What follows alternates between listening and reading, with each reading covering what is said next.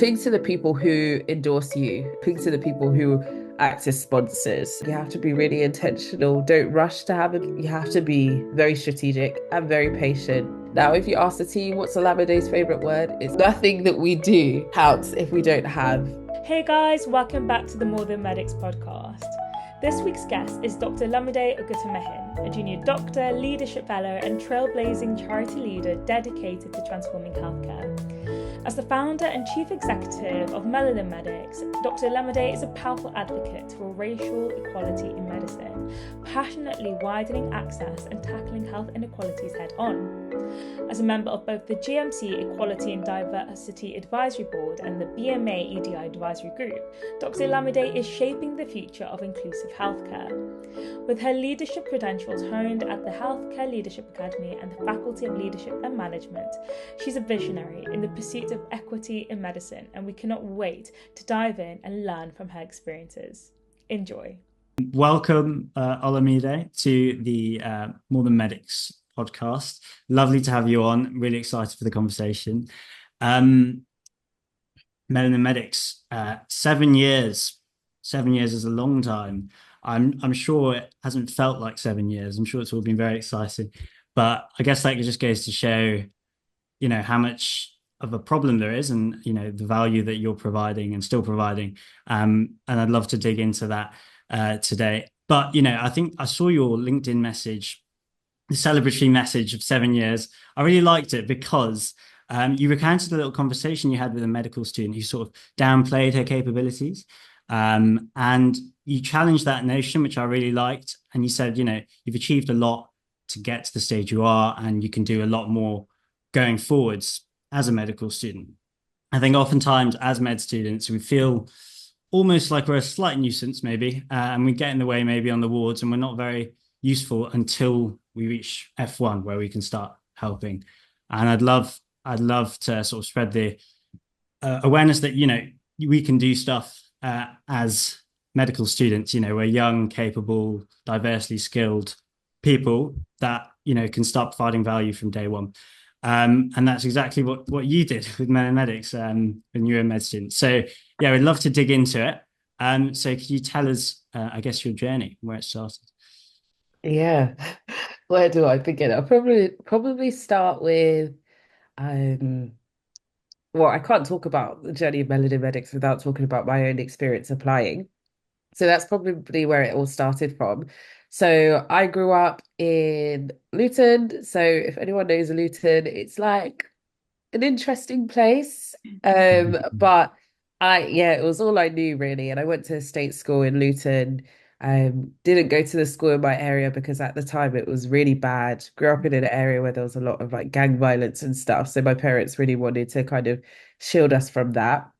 And I always performed quite well in school. I was like an unproblematic student. I decided quite early that I wanted to study medicine. So I just thought, let me like do well in my exams and hope that I will be successful when I apply. When it got to sixth form, I knew that I needed to increase my chances of being successful in applying to med school. And there was one kind of major sixth form that everyone in Luton would go to. And I knew that if I went there, I'd be really distracted because it's like all the schools kind of mixing. So I went to sixth form in Hertfordshire, and that was really good for me because it just helped me to focus. It was a high performing school, so the standard was quite good. But at the same time, it meant that I was building rapport with the teachers from scratch. So the school had like a secondary school with it. So they knew the students right from year seven, whereas there was always a cohort of students from Luton that would come to start at sixth form. And we didn't really have a good reputation, not because of anything that we'd done, but because it was a perception that how would I describe it? Like Lutoners, they're just not like there was a socioeconomic difference. So that was something that we had to like push quite hard against. And I had two friends, we all wanted to study medicine. So the three of us were going through the process at the same time. And so when I was applying, first thing I knew, I needed like good predicted grades. So I did okay in my AS levels at that time. But then my chemistry teacher didn't want to predict me an A. And I was like, this is going to be a problem. Yeah. And so that was the first thing that I had to kind of push against because my dad's a teacher, secondary school teacher. So he always knew that a teacher can say something, but we're going to try and challenge that.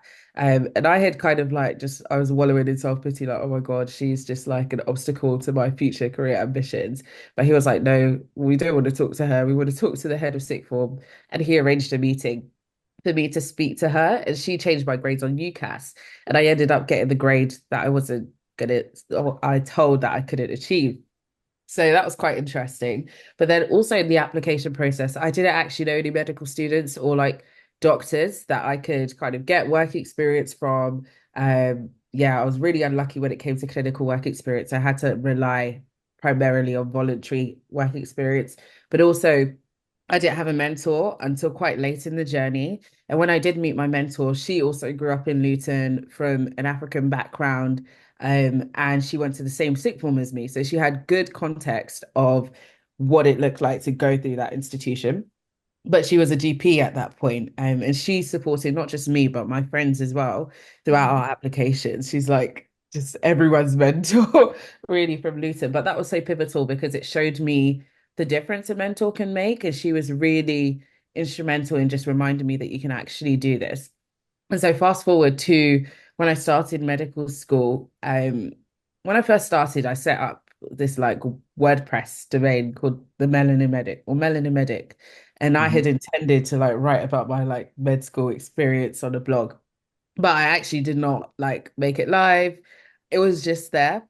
And throughout the year, I remember mentioning it to my friends at med school because I'd realized like, why isn't there that many of us? I went to Cardiff like you guys, and I realized that actually there just was in a year group of 300, there was like less than 10 Black students. Mm. So I knew that there was an issue there. And when I spoke to my friends about it, they're like, oh, like Melanin Medic's such a great idea. One friend just made me a logo. I was like, oh my God, the pressure. I feel like I should do Mhm. something about it. And so what I did was at the end of my first year, when I'd proved to myself that they're not going to kick me out, I'm not an imposter, I'm actually good enough to be here. That's when I announced it and started just writing weekly blog posts to see how I could encourage more Black students to join and also just for other students, like medical students, to relate to. And then as time has gone on, it has evolved, but I will stop there because that is the journey or the starting story of Melanin Medics. I think that's such an inspirational story. And actually, I think one that I can relate to myself as someone who comes from a state school background, who also had to kind of fight with my teachers just to try to get that support that, many students from more privileged backgrounds get. But if you come from an underserved background, it's so much harder to get that support. Mhm. So that's amazing. I wanted to ask, what kind of stopped you initially from just going out there and doing Melanin Medics from the beginning of first year? Because I think that's something that a lot of students might relate to. They might have an idea, but they just they have that barrier to actually executing it. So what do you think stopped you, and what do you think helped you overcome that barrier and actually just go for it? So I was very shy growing up. Like I know how to put on a front in social environments. So if I have to like speak, I will like muster up the courage in that moment. But just my natural state is like very reserved, introverted. I don't like problems. I like peace, quite frankly. That's And surprising. so, and You're so, walking charisma. thank you. But yeah, it hasn't always been like this. And so I think there was definitely a mix of like, once you're putting something out there, you're going to be judged for it. Mm. And sometimes it's not always like positive. So I was mindful of that and just knowing that it would actually draw attention to me in some way because I was the only one associated with it at that time. But I also think, and I hinted at it a bit earlier in terms of imposter syndrome or imposter phenomenon, they change the term all the time. But Mhm. um, just the idea of like feeling, I think probably because of what my chemistry teacher had implanted in terms of you're not good enough to achieve the grades to get to medical school. And when I did get to medical school, I felt like I really had to work to rebuild that confidence. So showing that actually I'm going to pass my exams. Actually, I'm not going to like have to repeat a year, but showing that I deserve to be there. And I don't know if other students feel that same kind of pressure. I think probably students from underserved backgrounds feel that pressure more, whereas other people are coached like, no, you can be a medical student, you're going to do well in your interview, etc. So that confidence is like completely built up, whereas others, it's just knocked down at multiple occasions. So I think I had to prove to myself that I could do it. And I think yeah, I knew that I didn't want to be too ambitious like with it. I'm a realist, so risk be a risk. Yeah, we're still working on that relationship, but I knew that I wanted to do something that I could do like Mm. consistently, but that wasn't too like taxing. Um, yeah, and just starting like with something simple and then hoping that that would continue. So I think at that stage, I knew I had time, capacity, and the passion to be consistent and keep it going, and the confidence in myself. So nowadays with Melanin Medics, well, it's been 7 years, but what have you, I guess, what do your operations look like now? Like how do you sort of help people of Afro-Caribbean descent in the UK? I'm guessing you have you have sort of avenues through like pre-med school, at med school, and then post-med school. If you could talk to us Mhm. about that. Yeah, so I think what kind of surprised me when I first started was that I just thought it was a representation problem. And so my efforts were very much focused on how can we just support more successful med school applicants of Black heritage. Mm. And then as time evolved, I realized that there was so much more that could be done. There were so many more challenges. And so what we did was mapped out the journey of what it looks like to go from an applicant to like a doctor, kind of practicing more senior in their career. And looking at what we can do for each group. And you kind of summarized it really well in terms of looking at aspiring medics, medical students, and doctors. And so now for our aspiring medics, we started with like personal statement reviews, mock interview preparation. We have a mentoring program that's supported by University of Cambridge, St. Catherine's College, and the National Institute for Health Research. So that's something that we're really proud of. We Mm. started with mentoring and we've kind of continued that in different forms.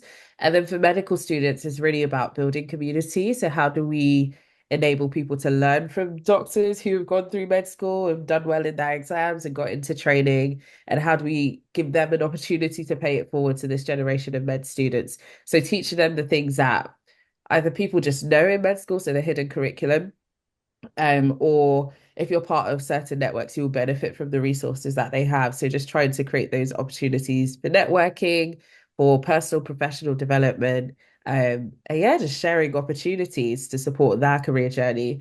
And then particularly for those who once they graduate, so we have a mentoring program at that transition point, to support them when they start working so that someone can kind of walk through what it's like to be an F1, how to kind of hit the ground running, and talk through any challenges that they might have.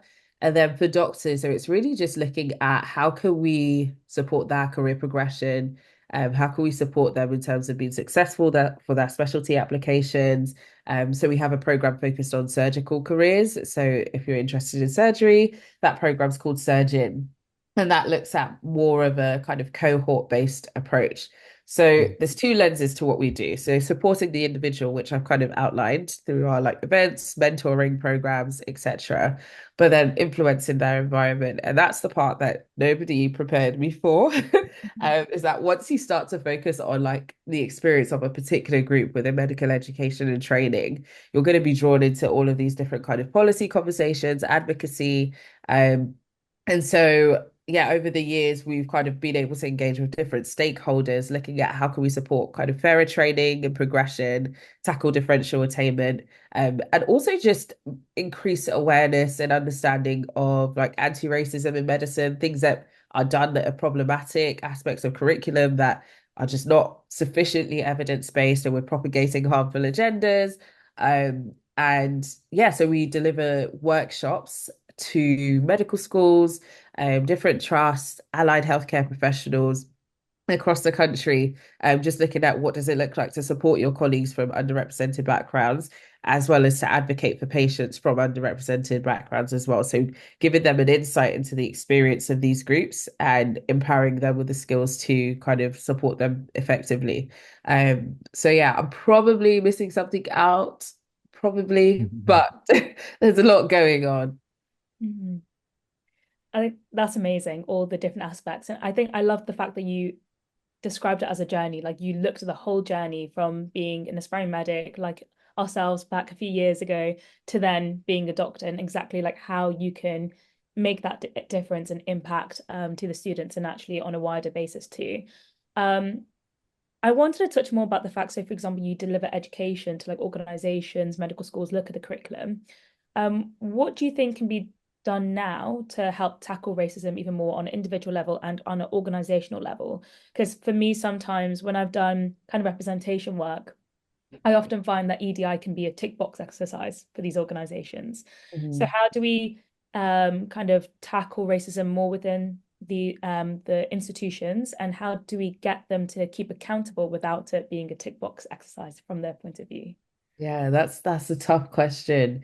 I think probably it's really important to draw relevance to the clinical environment, to their roles as healthcare professionals of tomorrow, if like they haven't graduated yet. Because I think when we consider and when we examine different cases and you look at the role that race, or if no one's willing to say what it actually is and they'll label it unconscious bias has played, um, you realize that it's actually really dangerous for patient safety. And I think that's the language that we need to communicate. I think one thing students don't realize is that you have so much power. The medical schools should be bending over backwards to engage with you.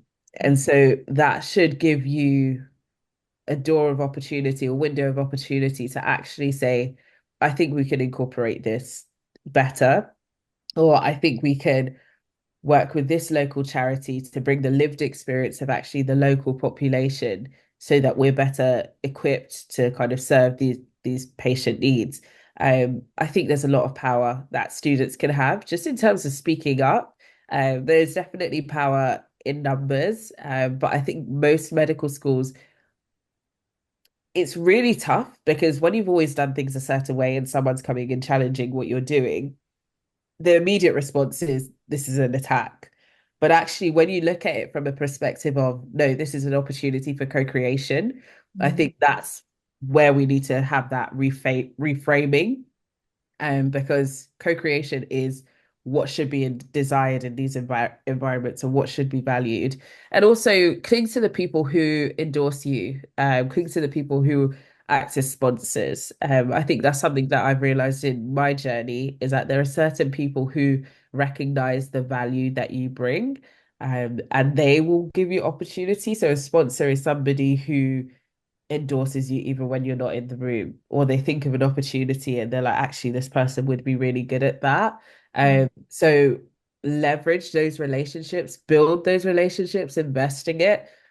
Sometimes it's not going to be look like an immediate complete transformation of the whole curriculum because there is intentionality. And also, I think there's just a compassion or at least a level of understanding that's required from students to recognize that when this curriculum was designed, it wasn't intended to disadvantage certain groups or to not be reflective of certain groups. This was the norm at the time and probably a gold standard at the time. But we have to remind them that times have changed, and so that demands a new perspective. And hopefully that helps.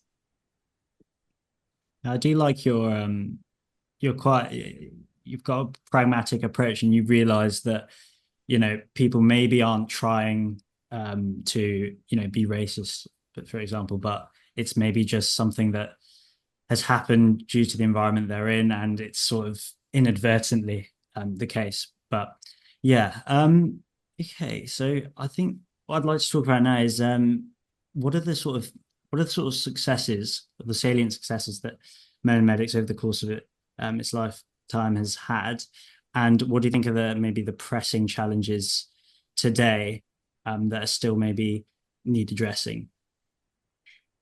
Okay, success. Well, this is quite Sorry, Interesting. that's a put you on the spot there. No, I think traditionally, you think of success and you think of metrics. So in terms of like we've grown our network to over 1,000 medical students and doctors of Black heritage, which is something that we're proud of. It didn't exist when we started. So building that community or delivering our workshops to over 2,000 beneficiaries. We've run t over 12 cohorts of like different mentoring programs over the years. Um, and those things are nice in terms of like people that we've worked with, but I think the real what I value the most, and I think I see this, I'm starting to see this a lot now, is when I meet a doctor, so not just the medical students, when I meet a doctor and they're like, oh, you helped me get into medical school. So I think it was like 2 years ago that we saw the first cohort of like students we ever helped graduate.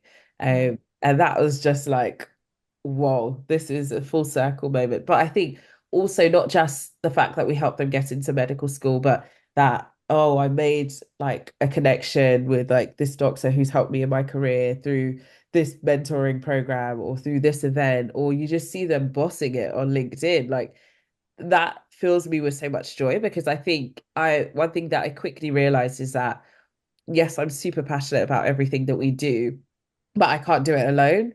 And it's so beautiful where you see people kind of carry the vision of what you're doing, and paint it forward in their own way, even outside of the Melanin Medics ecosystem. But you see them kind of thriving and supporting others in that own way. And I think just the positive representation is a byproduct of the hard work over the years. But it reminds me that the reason that we've taken an intergenerational approach is because hopefully there's always those people to pay it forward so it doesn't stop. Even if Melanin Medics decided to kind of stop, there's a whole group of people who have benefited from what we've done and will start to do that own thing in a different way. So yeah, I think the vision hopefully will stay alive.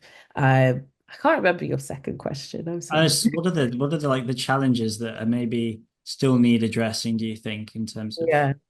Yeah, so I think it's quite interesting because I've seen the increase in representation of Black students. And so if I had placed success just in that number alone, then I should stop, right? But then thinking about the journey, there are still so many challenges that exist. So one of the things is that, widening access does not solve all the issues associated with like students who've come from underrepresented backgrounds navigating this new higher education environment, right? So there's so much support that, or at least just an awareness that actually these students need continued support in some way, not because anything's wrong with them, but it's because the system was designed in a way that doesn't favor them or favor their backgrounds. And so realizing that actually there's a lot to do within medical school. I think also differential attainment is probably like the biggest thing on my mind right now. You just don't realize how it is in everything. I think when I was a medical student, I could think about the medical school experience and how Black students are performing, but the recording of data at that time was quite poor. Now I'm a doctor, I'm like, okay, postgraduate medical education is a whole different ball game. There is an onus. So no medical school is making you sit this exam and helping you to pass because they're teaching you. You have to learn yourself. People are outside of these professional environments and communities, so it's how can we help to tackle differential attainment? How can we support representation in leadership? So not just in like a clinical environment, but actually thinking throughout the NHS, and also within medical education. I think that's why I'm a medical education fellow at the moment. So you just don't realize how the lack of academics, I don't even know if there's a postgraduate dean in a medical school who's Black. Like I don't even know if there's ever been one. So it's a bit concerning. But it kind of shows you that there is still a lot to do pertaining to the experience, pertaining to the progression, pertaining to access and opportunities, professional development, and representation in leadership that we still have to do. So my hands are still full for the time being. But I also recognize that hopefully, and I hope in my lifetime that we will get to a stage where Melanin Medics were not there to like the system to be redesigned and thought of in a way that actually considers different backgrounds, experiences, and doesn't disadvantage certain groups unfairly. Mm. Um, and I'm just hoping that it's just like, oh, like now it's just a positive community that we don't have to think about the struggle. So we'll see. But yeah, there are still a number of challenges. That's it's great to see actually, because one of my questions was like, actually, where do you see Melanin Medics in the next couple of years? Like, what's the future vision? What's the future plan? So I guess you've kind of addressed that question already, in terms of what you're planning and hoping to achieve. Um, and I wanted to ask more now about kind of set like your learning points when setting up Melanin Medics, because there might be other students like that, like ourselves, who are planning to set up something or start an organization to address a problem and issue. So I wanted to delve into that process a little bit more. So one of the aspects you mentioned was about having the best team around you. You said you had amazing people who really took on your vision and were able to execute it in their own individual way. So how did you go about, selecting that team to support you? So I laugh at this question because when I selected the first team, I had no strategy. It was just vibes. And Yeah. I learned the hard way. I think definitely selecting the right team just looks like identifying what your needs are, like within the organization. Um, how can you create opportunities for people to be responsible for something specific? So when I established the first team, there was no specific roles. It was just, hi, you're on the team. And then halfway through, I was like, yeah, we should give you some roles. So I gave them roles, but it didn't necessarily mean that they were the best suited for the role. It was because I had to think of something for everyone to do. So I do think forward planning, you have to be really intentional. Don't rush to have a big team. Mm. Um, I started managing a team of 16 as a second year. Was I second year? Yes, I was a second year medical student, never managed a team before. So that was a huge, huge learning curve. I think now we're in such a different position. So I've worked with multiple teams. We kind of onboard and recruit every year, which there's pros and cons to that. But I think one of the hard lessons that I learned was that especially if they're volunteers, you can't expect people to just stay like indefinitely. You need to create off ramps for them to amicably leave and for new people to come on board. Because I think a hard lesson is most people won't leave unless you tell them to leave. And that's really hard. As somebody who was Mm. shy, I don't like confrontation. That's been the hardest part of the role. But yeah, like I was saying, now we're in a different position where I'm really trying to ensure, or over the last few years, I've really been trying to ensure that the organization is not dependent on me for it to run. So Mm. that looks like um, giving people more responsibility and they're managing other people. So I deal with a select few, and then if there are like big issues, then come to me. I have more time now, which is great because of that structure. So I'm so happy to help. I'm always asking them, like, guys, like, is there anything you need me to do? But I really think that shared responsibility is vital, and those channels of communication and delegation just will really help in the long run. But yeah, learned a lot of hard lessons when it comes to team building. Yeah. How did you, because obviously it's a charitable organization, how did you incentivize people to join your team and make sure, there wasn't a misalignment of expectations, someone maybe joining the team and not pulling their weight. And yeah, exactly. How did you incentivize them to work, I'm guessing for free to begin with? And then Yeah. yeah. Yeah. Ooh, yeah. Hard question Is again. it just Wow. sort of, I guess maybe does it just rely on their sort of intrinsic Yeah. motivations? Yeah. It's reliant on intrinsic motivation. I've been reading Yeah. about motivational theory recently. So, Yeah, but it's something we learned about as well. Yeah. definitely relying on intrinsic motivation. And I think the challenge with that, well, some people, so there's different motivations. So most people align with our cause, and we try to select the best candidates during recruitment processes. So looking at their responses to the questions in the application form, looking at their CV, and then in interview, we try to like discern, okay, Like, do you have what it takes? Do you have what we need? Are you responsible? You still get, no matter what, we have not mastered the recruitment process to the point that there won't be an instance where someone isn't pulling their weight. Like that is just a life problem. I think incentivizing them has been really hard because at first we had no money, like zero, nothing. And everyone in the team now still are volunteers, but there are small things that we're able to do now that we do have money in terms of like, okay, let's do a team building day or team away day. And that's us investing in you and your development.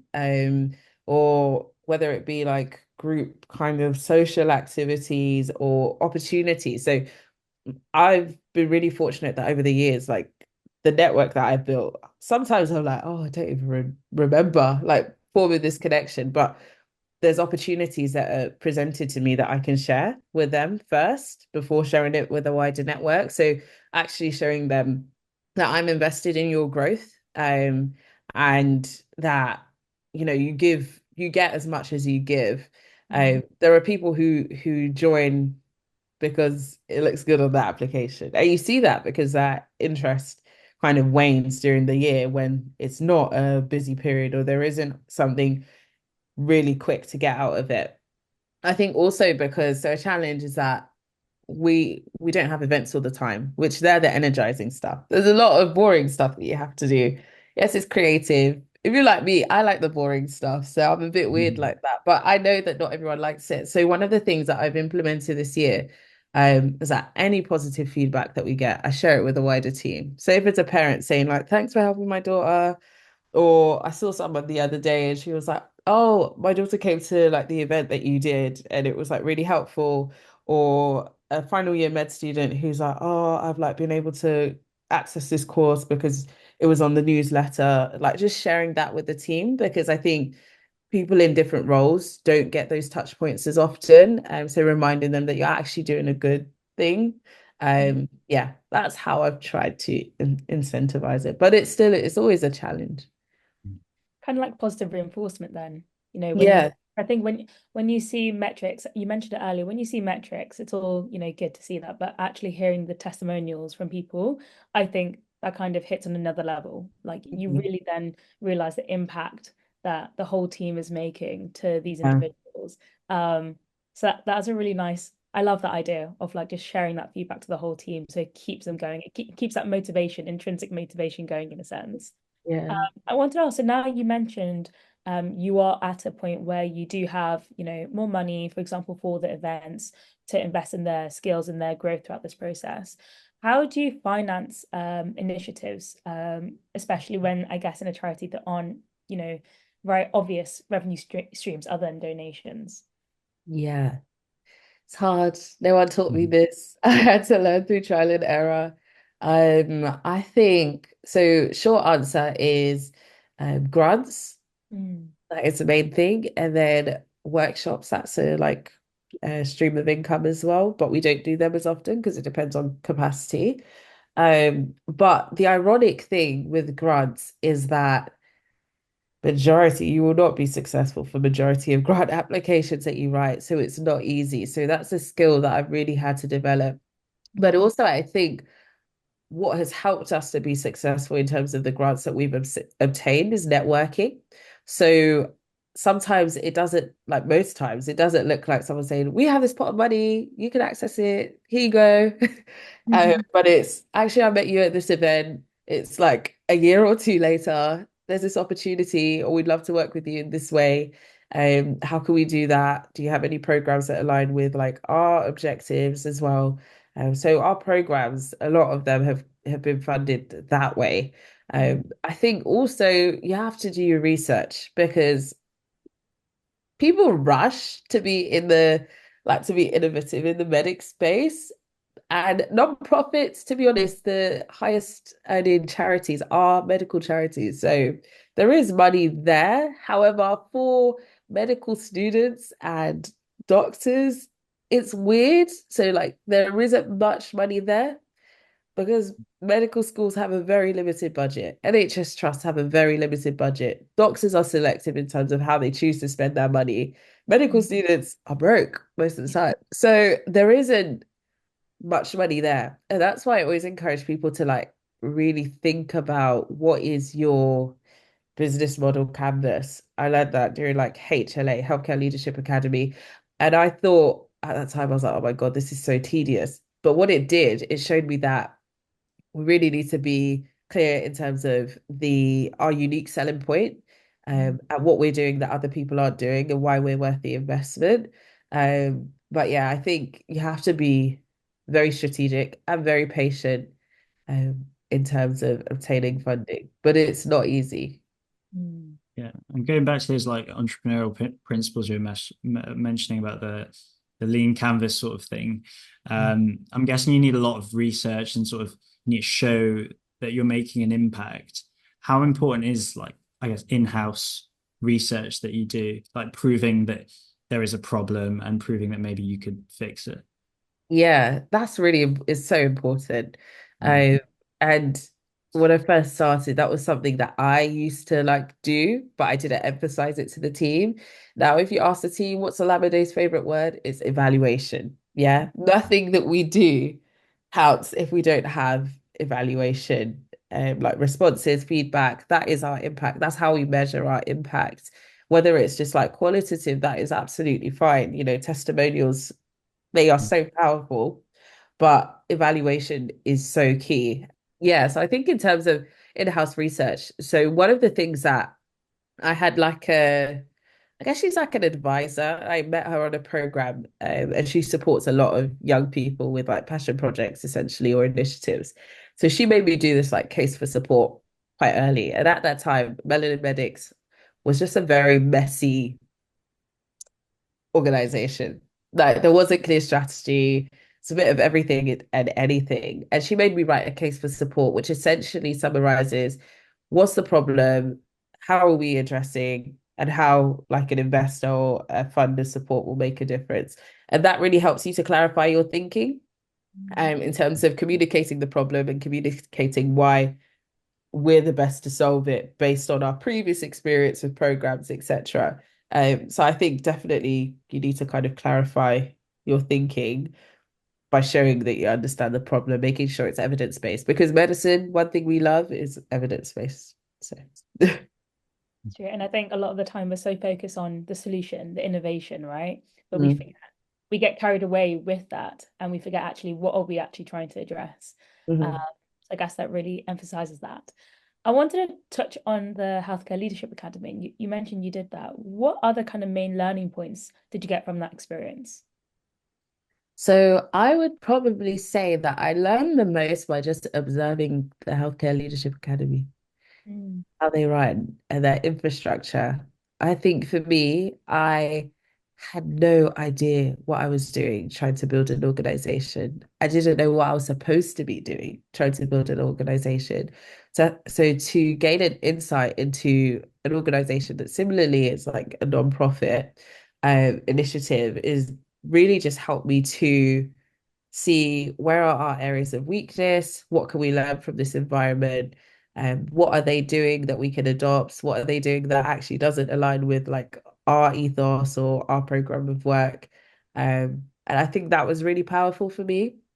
And I think the community, the network that that created, you know, my cohort, so grateful for them. I think we learned so much from each other, and yeah, just having the opportunity to speak to other people with different organizations.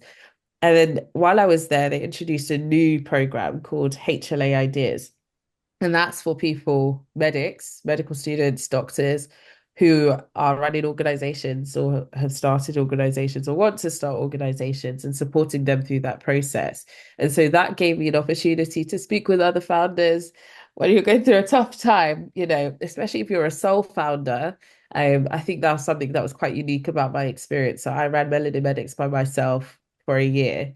Like nobody, there was no team at that time. And I Mm. think you feel the sole burden of like making this thing successful. And so when you speak to people who have either gone through similar challenges and they tell you how they navigated it, you can just learn so much from that. So I think definitely the network, the community, that was probably one of the most powerful things too. Mm. How would you advise med students today, I guess, to try and build a network. Obviously, do the HLA by the sounds of it, that helps. But if there's start from scratch and sort of try and, find people, maybe there's med students out there. I know me for sure. Maybe there's some you haven't really found similar sort of people to you or similar sort of interests, objectives, I guess. How would you sort of start in finding like-minded people? Yeah, good question. So I think, well, probably looking at your local ecosystem is like societies, right? There should be a society that tickles your interest. And Mm, if not, then you start it. So like that's a good solution and hopefully people mm, come. But I think also like if you know you're interested in the kind of entrepreneurial side, Healthcare Leadership Academy is great. mm, Um, because you do get to meet like-minded people. But I will say one thing that I've noticed about this current generation of med students, love you guys, but at the same time, very transactional in terms of relationship building. So it's what can I get from this? And I think actually reality is investing in relationships is a long-term thing. So it's not what can I get from this right now. You do not know who is going to be on that interview panel in 3 years' time. But if you've met them and then you're like talking to them, so people do this thing, and I'm guilty of it too. So you're at a networking event, you're talking to someone, they're nice because they're the first person that walked in the room. No one else is really there yet. You're talking to them, and then you're like looking like not at them, but like at the room in terms of, mm, okay, who can I speak to? And that's just like disengaging. So I struggle with networking because I'm just like, as soon as I start, I'm thinking, how do I end this conversation in a like nice way? Because I don't want to get stuck in one conversation. So that's an art that I'm trying to develop in terms of how can I build relationships. So whether it's like getting their LinkedIn and saying, oh, actually, there's someone that I wanted to catch up with, but I'll connect with you on LinkedIn. So you're showing that you're still interested. But yeah, I think relationship building is very long term. So don't be so consumed by what can I get now. But with everyone that you meet, treat them like a human being and respectfully. And then hopefully that can help you to build your network organically over time.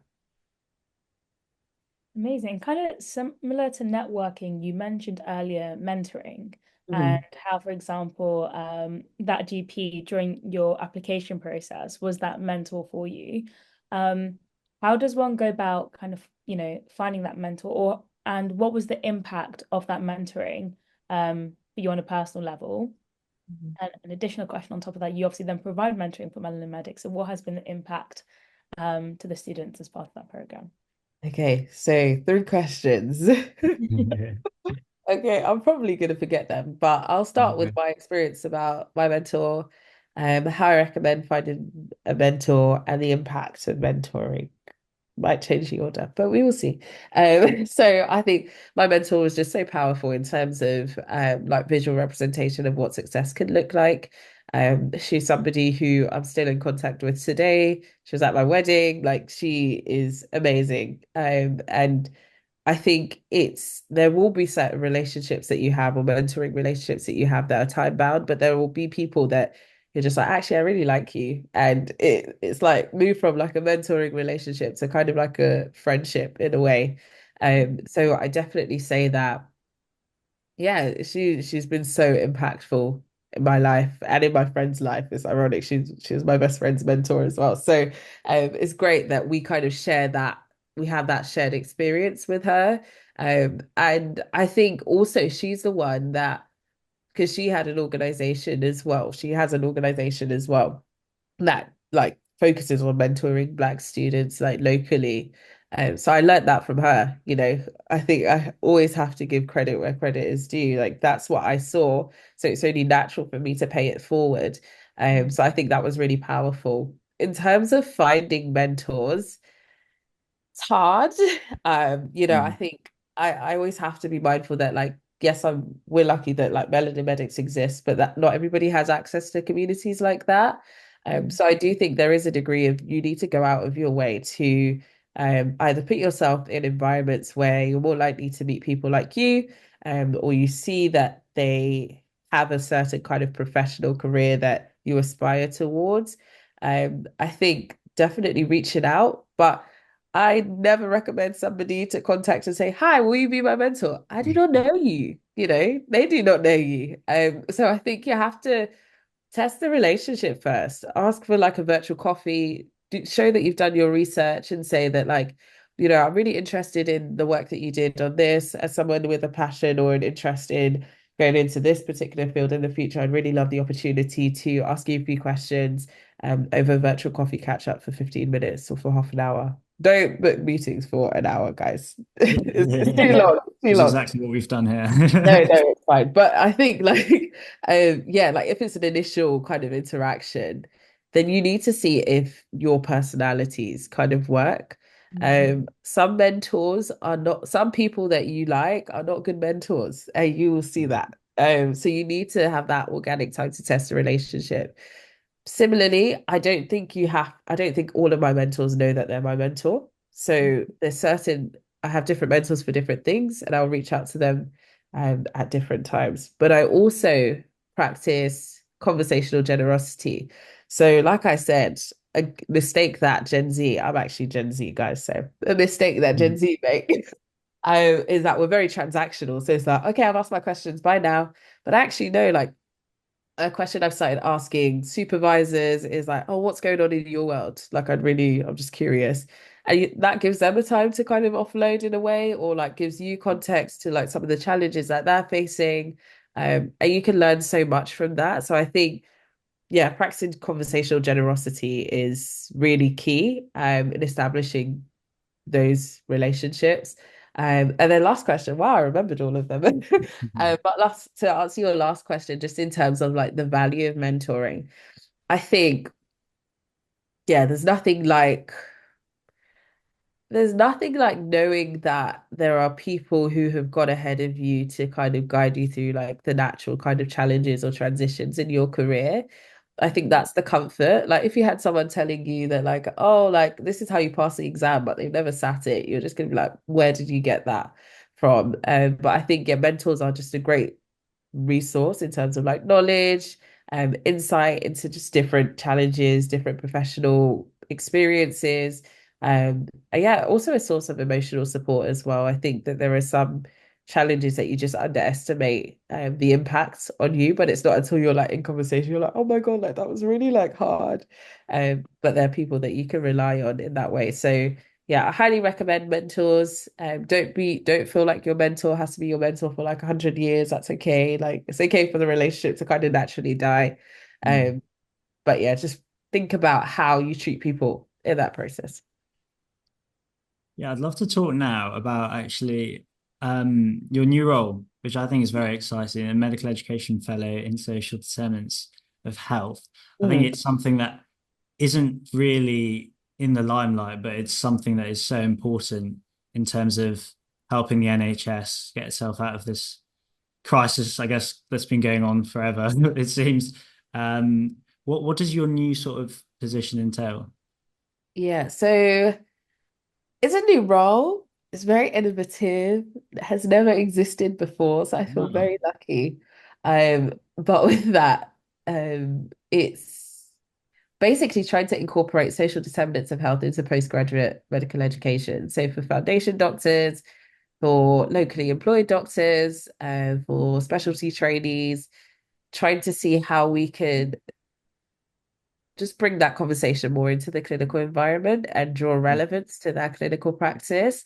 It's challenging because I think one of the things that I quickly found out in the role is that yes, doctors have a like primary responsibility in terms of caring for the patient clinically, but even if we identified challenges that they have that are pertaining to like the social determinants, what can we do about it? So part of my project is trying to figure out like, okay, what can we actually do about this problem that we have asked you about? And now you've like just shared your whole life with us.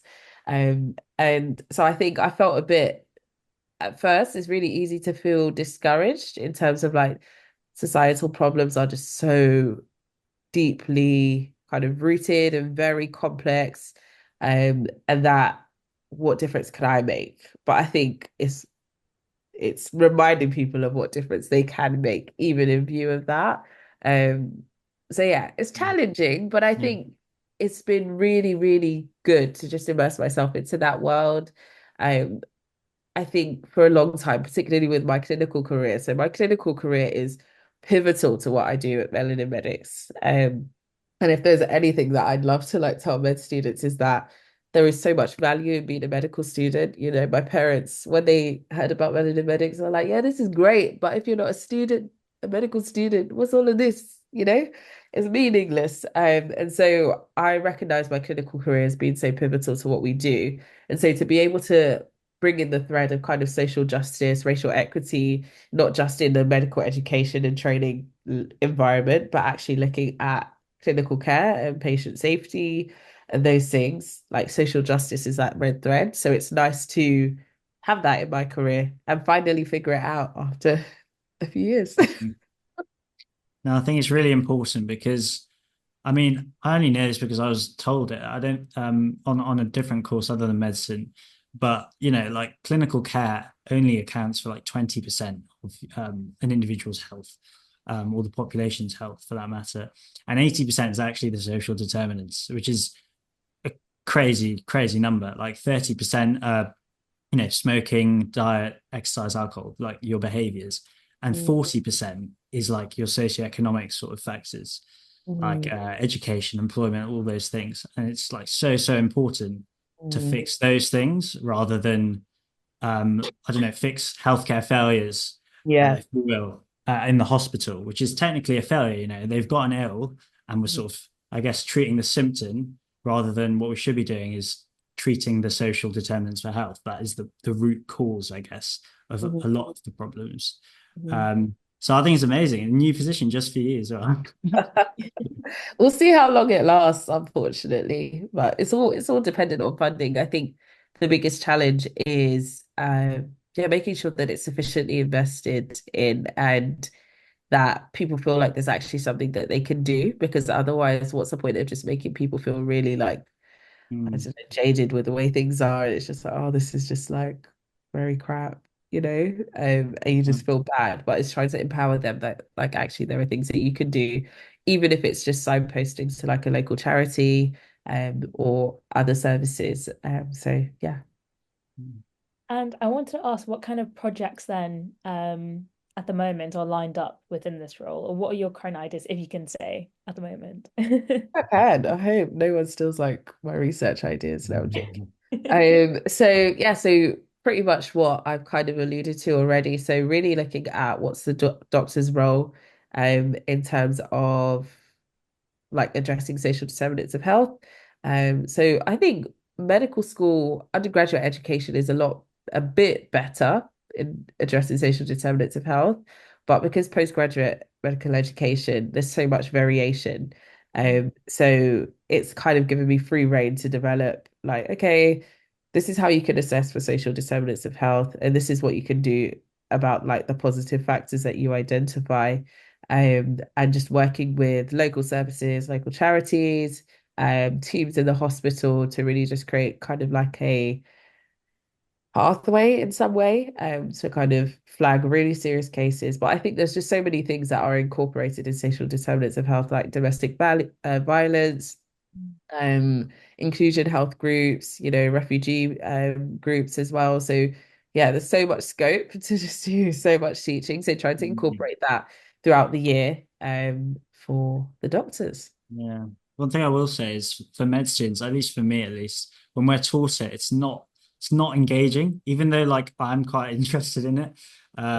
It's not engaging. So yeah, it would be amazing if there's a way to like just make it more like make it so that people pay heed to how important it is. Mm, But also like teach it in an engaging way. I think a lot of the times we're just sort of like we're just given loads of stats essentially. mm, mhm. And a lot of the times that doesn't really, for me at least, that doesn't really compute in this is a big Yeah. deal. This is something every doctor should, care about. Yeah, there's so many ways to innovate, to be honest. And I think that's what I loved because I am an innovator to some degree. I like creating. So I describe myself as a creative. So the free reign to just be like, okay, like do what you want to do. And I'm hoping that I get the chance to kind of do some like teaching in like the medical schools as well, just to revamp the teaching because I remember I learned it as part of a sociology block in first year, and people were notorious for sleeping. So, yeah, there's so many things you can draw in, like charities, people with lived experience. I think because I'm in the charity sector, that's why I'm like, yeah, there's some great charities out there. Like, let's just bring them in. So really just trying to be creative with the teaching. I think that's really great. And I think, yeah, lived experience was something I was just thinking about. Like, if they taught it in that way, where you can actually see the impact that these Mm. social determinants of health are having on the patient population, I think that's so much more impactful than just seeing the stats. Mm. So I'm looking forward to seeing your teaching innovations, and hopefully they'll be at my med school too. Yeah, come Uh, back to Cardiff as well. I think you'll find- I just wanted to touch on one more role that you had that I found really interesting as someone who's quite interested in medical leadership, which was your leadership fellowship role at the GMC. Um, can you tell us more about that role? And I think if I'm correct, you've just finished from that position. So, what were the most significant projects that you did in that role? Wow. So that role was part of the Faculty of Medical Leadership. I've forgotten. FMLM, Medical Leadership and Management, National Medical Directors Clinical Fellowship, which is very mouthy. But yeah, so we get placed at like different organizations. So I got placed at the GMC, which was really good because it's kind of aligned to my interest in medical education and training.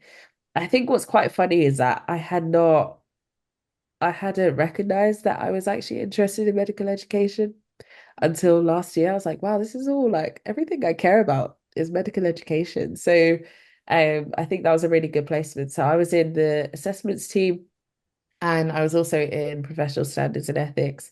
So that was really good just in terms of familiarizing myself with like the professional standards, all the different guidances and um yeah, and answering ethical inquiries. So that was quite a fun part of the role in terms of like doctors, members of the public, NHS staff just writing in and saying like, this is happening, what do I do? And we can't tell them what to do, but we can signpost them to the guidance. So I think it was good to understand what the GMC actually do. There was a lot of like kind of policy stuff that I got to be involved in. And also yeah, I don't know if it will be that interesting to the average medical student or doctor, but for me, it was quite interesting because I think just gaining an insight into how they function as an organization, what are their priorities. A lot of people have misconceptions in terms of what they're there for. They are, bound by a medical act that is quite outdated.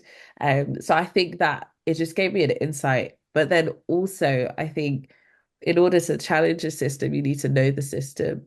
And I think that was probably the most valuable thing in terms of how could I constructively challenge certain things that like I see or yeah, like bring forward suggestions that are helpful. I think when you're impassioned, when you're passionate, it's really easy to just come in like, oh, God's amazing, like this is everything that's wrong. And but it's not constructive. So I think it's really taught me how to advocate in a constructive way, the importance of holding people, organizations to account, but also the importance of co-creation, and actually saying that let's all figure this out together. Because yeah, I think you just learn a lot from that environment. So I highly recommend the opportunity just to be in that non-clinical kind of leadership organization.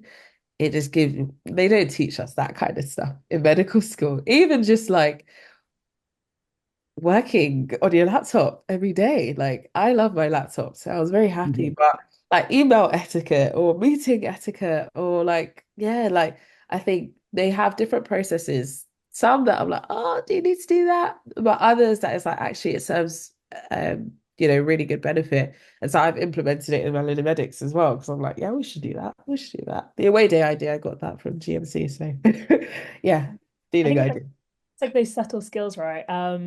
It kind of reminded me. So I held a leadership position within my medical student union, and even for our reps last year when I was academic chair, um, you don't realize the fact that we don't med students, they get taught how do you actually write emails to the faculty, how do you actually speak in a constructive way to try to then, have tangible impacts and outcomes without, maybe offending them on what you say. And I had to deliver training on like, how do you actually write emails? How do you actually represent feedback that can then lead to effective change? And I think Mm, it's those subtle skills that you can learn in those kind of leadership positions a yeah, lot of the time, but we're just not taught it because it's not within the curriculum. that's so, Um, I yeah. guess. There's no excuse now. There's ChatGPT, so come on. Yeah, that's true. ChatGPT can write all the emails now. Although I don't know whether that's a good thing or whether that's a bad thing for We'll probably all start to sound the same, but we'll see. Do you Amazing. think that medical schools, the onus is on them to maybe integrate leadership and management sort of skills into the curriculum? And do you think that could help, well, doctors and then as a result, maybe the NHS as a whole? Because I do feel myself that the NHS could maybe benefit from proactive rather than reactive doctors, people that, try to take responsibility for problems rather than maybe not blaming them for this at all, but maybe pushing problems to a side and saying, "Oh, this," and maybe complaining and maybe saying this is someone else's problem. But how do you think we can improve that situation? So yes and no to your first question in terms of medical schools kind of providing more teaching on like leadership and management. I think one of the things that I've learned, particularly from the last year, is that everybody has a role to do. And sometimes clinicians or doctors are not best placed to manage certain things because we have a more emotive response or empathetic response. So there's times where the like matron will come around and she's like, who can go home today? Right. We were talking about this at work and they're trying to get beds free, right? Because they know that in order for the hospital to, I don't know, function effectively, we need enough space for more patients to come in. But then there's also a lot of patients who are in hospital that shouldn't be in hospital. Um, and so you need people who are not um like they're not clouded by the emotional aspects because I see this patient every day. So you do need managers who are holding you accountable to your targets. But there's a difference between managers and leaders, right? So leaders are the ones that like cast a vision and they're really looking at how they can carry people along. Managers are how do we get from point A to point B in terms of like a step-by-step process and operations and key metrics, reporting, etc. We need both of those things. I think for medical students, probably what would be valuable, because I see in the medical space that there is a bit of a divide between managers. Managers are heavily demonized, and sometimes rightfully so. But between managers and like doctors, because they just don't get each other's world, right? So I do think medical students need some degree of exposure to what it's like being a manager and what it's like being a clinical leader who's in charge of an MDT. Because I think we're told that like, oh, you're going to lead the MDT, etc. Like in my personal statement, you write that, and there's soft skills that you need for that. Things like just be respectful and like show an interest in your team, recognize the skills, etc. But then there's also the doing. How do you get from point A to B in the most efficient and effective way possible? So I think students could benefit from the exposure, but then also there are things that you don't appreciate that teach you those skills just organically. So by virtue of being in a society committee, right? So craziest thing I've ever done. Third year medical school, leading Melanin Medics, leading the team that I established for the first time that had no roles, Hmm. started a gospel choir society, ACS president as well. And then my first rotation was in North Wales. So it wasn't even like I was on site during Freshers Week. I'm having to like manage the different committees, make sure that, okay, this is happening. Do we have a rubric? Like all these different things. That taught me management, Mm. right? And it also taught me leadership. Like, do I trust the people that I'm leading? How am I empowering them? Do they know what we're working towards? Do they feel like active contributors to what we're doing? So I think that taught me a lot. So I think you don't appreciate it, but maybe like a reflective exercise that could work, right? Everyone likes reflection. I'm joking. I'm Well, that's told to. I need to do it more. yeah. No, that's amazing. And I think actually, yeah, I think understanding that difference between leadership and management is so crucial. I'm actually I'm quite lucky. So at my university, Imperial, they've just introduced the new SCP, Specialty Choice Component, which is leadership and management. And they had up to 3 students per placement who could do it.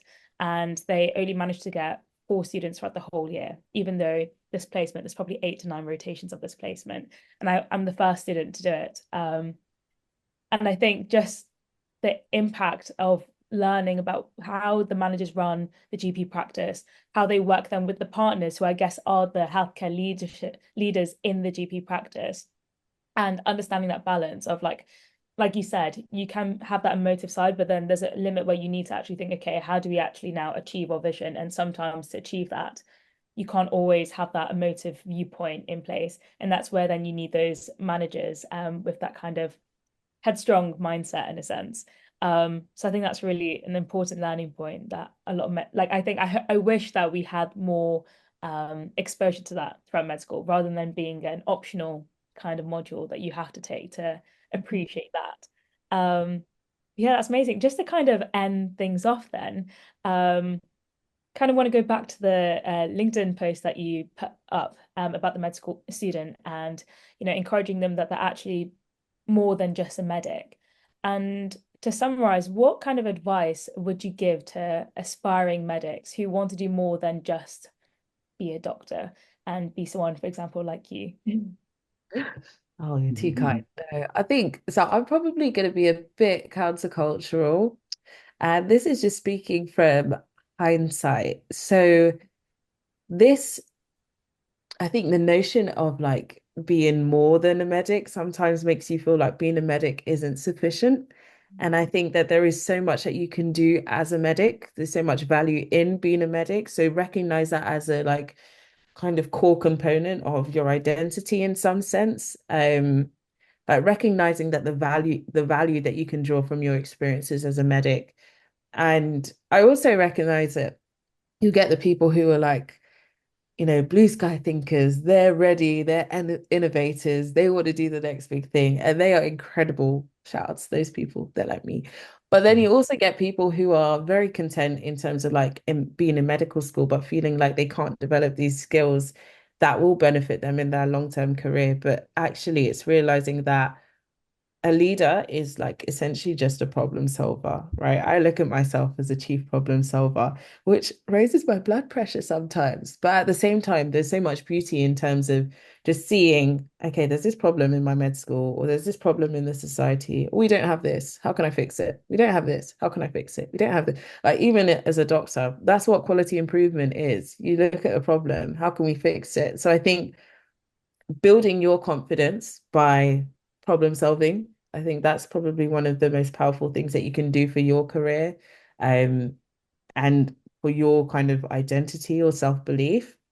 So it's okay to be a medic, and it's okay to desire to do more from being a medic, but recognizing that that foundation is probably your biggest asset. Like, it's such a benefit that other people don't have. So if you decide that you want to leave medicine, that's okay. But there's so much that we've like learned through those experiences. And yeah, you're capable. I can't leave without saying my favorite quote, which is start where you are, use what you have, and do what you can. There's always something that you can do. And yeah, just try. And if it fails, try again. And you can decide not to try again. That's fine. But you've learned something in that process. So yeah. Amazing.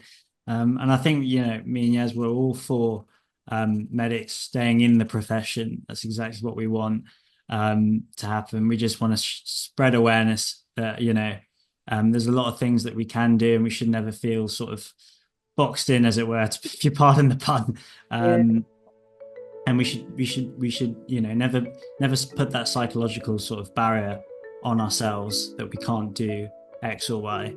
And you've done X or Y, and probably Z as well. There's amazing. I think what you're doing is so important, because you are just showing what it looks like to be a medic, but changing the stereotypical picture of a medic. And I think that's really important. I didn't really have that in medical school. So I used to like hide what I was doing. Like, I literally would never mention it. But now it's like people are a lot more forthright with what they're doing because Yeah. they know that they're passionate about it or they're exploring new interests. And it's good to showcase that it's okay to do that. So yeah, keep going, guys. Love it. Thank Oh, you. thank you so much, Olamide. We'll end the podcast there. Thanks.